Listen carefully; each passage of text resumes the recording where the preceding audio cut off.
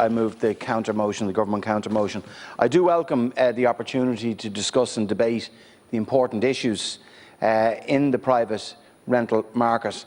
And as set out, as deputies may know in the programme for government, improving standards, security and affordability for renters is an absolute key priority for this government and for me as Housing Minister. I would like to first turn to the matter of affordability. We're acutely aware in recent years that rents have begun to reach levels that have put very real pressures on individuals, families and households right throughout the country, but especially in our major cities and urban centres. But we have a plan to tackle this, and I want Generation Rent to become a generation that owns. And the government measures that we have published just yesterday through the Affordable Housing Bill show in real terms how we're going to be able to help people get out of that rental trap, that generation rent, to own their own home at an affordable rate. And also within that bill, we're for the first time putting a cost rental national scheme on a primary legislative footing. And I do hope that the members opposite who have tabled this motion today will actually see their way to supporting some real measures that are going to have a real impact and in real legislation backed by real money, and that will have a real positive impact for thousands of people across this country. And I welcome the support of any member opposite for the measures that government are bringing through within the first year of this government being in place. We'll have state-backed affordable ownership at a national level, national cost rental scheme, a shared equity scheme that's going to help first-time buyers bridge that affordability gap. We're going to expand the Part 5 to 20% to protect the 10% social, and have an additional 10% for affordable housing. Real measures for real people that will actually work. And I would say, and we have debated on a number of occasions, the 3-year rent freeze, again proposed by Sinn Féin and debated here again this morning or this afternoon. And as has been said before, that a blanket ban on any rent increases, in all likelihood, and I think Deputy O'Brien will know this, would face a significant legal challenge, as just occurred in Berlin, where rent freezes there have recently been overturned by the Constitutional Court. It could also have another unintended consequence that members opposite should also know.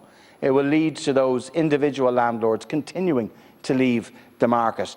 And whether we like it or not, the private rental market is in place in Ireland, about 300,000 tenancies, and we need to ensure that it supports the tenancies that are there. But I want people to move into home ownership, out of rental, into home ownership, into secure public homes. That's why we deferred the single biggest housing budget in the history of the state to deliver 12,750 social homes in a year, which we brought forward, ourselves and Fianna Fáil, with our Fine Gael and Green Party colleagues, which the party opposite opposed at budget time.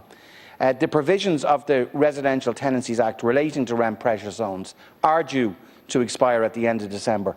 And I have advised deputies, and I will advise the Dáil again, that I'm currently examining what might be brought forward in terms of comprehensive protections for tenants to tackle high rents, balanced with, obviously, to ensure that there's a constitutional provision there as well. I'm doing that in the coming months, and I do intend to bring the Housing and Residential Tenancies Bill to the House in the autumn. I think it provides us a real opportunity to look at what will replace the RPZs, what may have worked well, what didn't work, and how as well that we can see good the commitment that we have in the programme for government for secure tenancies and tenancies of indefinite duration, which we also want to do. Could I say on the cost rental side in particular, I note that the motion calls for 4,000 cost rental units in 1 year next year, and to make financial provision for that. I've started the cost rental scheme this year. 8 schemes across the country, in Dublin, Cork and the Greater Dublin area, that will be tenanted this year. Achievable, where the capacity is in place. And that's 440 in total, actually, including the 50 in Enniskerry Road. But Sinn Féin pull out 4,000 out of the sky and say we can deliver them in 2022, without saying where, who's going to build them, how long it will take. Deputy O'Brien alluded to some cost there. It's about 1.3 billion. So is that on top of the 20,000 public homes that he says he will build in a given year? Forgetting about the capacity may not be built up to do that. About the cost of those 20,000 homes, is these 4,000 homes that he's saying will be delivered next year on top of that?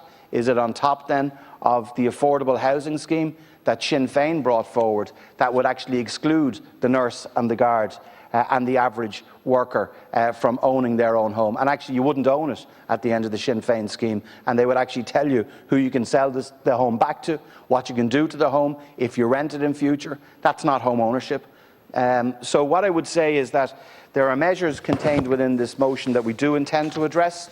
We intend to address them in a realistic and responsible way. That's why I want to get cost rental up and running this year. And I would welcome the deputies who've spoken here today. I welcome their support, and I hope that they will see fit to support real affordable measures on rent and on purchase that this government is bringing forward in the coming months and intend to have passed by this summer. Thank you.